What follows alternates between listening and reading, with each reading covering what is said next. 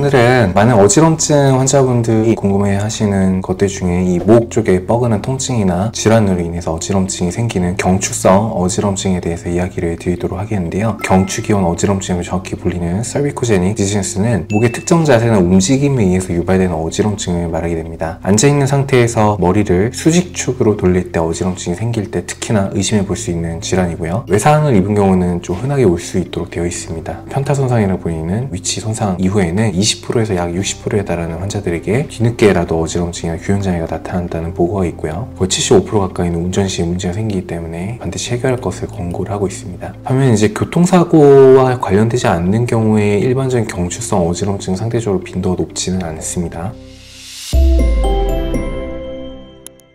증상은 다음과 같습니다. 어지럼증으로 인해서 유발되는 증상들과 목의 병리적 이상이 같이 나타나게 되는데요. 주요 증상으로는 당연히 어지럼증이겠죠. 다만 버티고라고 불리는 회전적인 매우 도는 듯한 어지럼증은 거의 없습니다. 약간 머리가 어질어질하다 또는 균형이 불안정하다 느낌으로 호소하시는 경우가 전형적인 경추성 어지럼증의 증상이시고요. 난청은 거의 발생하지 않고요. 반대로 이제 귀통증이나 이명이나 이런 것들이 간헐적으로 발생한다라고 보시면 되겠고, 실제로 균형기관에 문제가 생겨서 되는 게 아니기 때문에 크게 넘어지거나 하는 낙상으로 발생하는 경우가 많지는 않은데, 균형 감각을 잃어버림으로써 넘어질 것 같은 공포감을 소실하시는 경우가 많습니다. 진단하는 기준이 무엇인가가 중요하겠는데 아직 표준적인 진단 기준이 확립되지는 않았다라고 보시면 되겠고요. 저희 클리닉에서 사용하는 진단 기준을 따르면 경추성 어지럼증 진단하는 가장 첫 번째 스텝은 빈도상 가장 많은 귀질환과 뇌질환을 먼저 감별하고, 편두통성 어지럼증이 빈도가 꽤나 많기 때문에 이러한 것들을 다 배제한 상태에서 진단 시작을 해야 된다라고 보시면 되겠습니다. 그러려면 이비인후과나 신경과 클리닉에서 기본적인 전정기능 검사, 그리고 필요하다면 MRI나 청력 검사 등을 해서 다른 것들을 모조리 감별을 한 다음에, 그것이 아니라면 어지럼증과 구역질이 있으면서 머리를 돌릴 때나 경추를 움직일 때 안진이 발생하는 경우가 하나의 진단 기준에 들어가 있고요. 그리고 실제로 경추 MRI상 이상 소견이 확인된 경우, 목에 심한 경직 소견이 보이는 경우,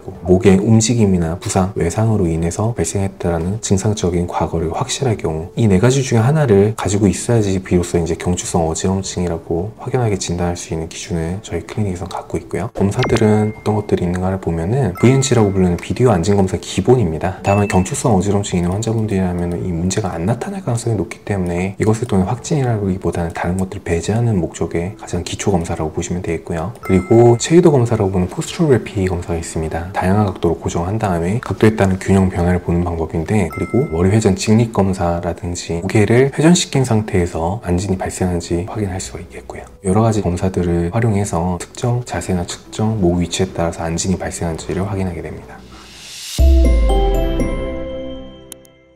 경추성 어지럼증 같은 경우는 통합적으로 검사하고 배제하는 과정이 항상 필수적이라고 볼 수가 있겠고요. 이비인후과나 신경과 클리닉에서 어느 정도 의심이 된다면 경추나 이런 문제의 전문가인 신경외과 선생님들과 협진을 통해서 해결을 하게 된다라고 보시면 되겠습니다. 물리치료라든지 신경외과적인 치료가 동반이 되겠고, 재활의학과, 신경과, 이비인후과, 신경외과, 물리치료 등등의 다양한 파트가 협진해서 진단하고 치료를 내리는 질환 중에 하나라고 보시면 되겠습니다.